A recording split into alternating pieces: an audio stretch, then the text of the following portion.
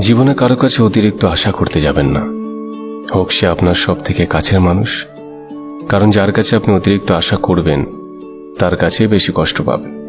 আপনার কোনো কাজের কারণে যদি কারো কাছ থেকে কিছু পেয়ে যান তাহলে সেটা আপনার ভাগ্য, কিন্তু যদি না পান তাহলে এমন নয় যে ওই মানুষটা ভালো নয়।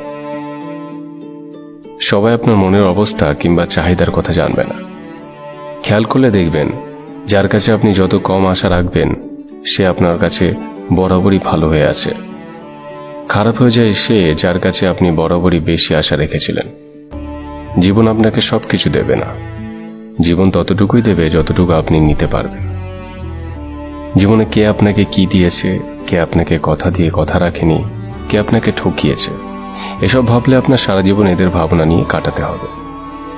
আপনি নিজের কিছুই করতে পারবেন না। কে কি করেছে এসব ভুলে গিয়ে নিজের মতো করে চলুন, ভালো থাকবেন।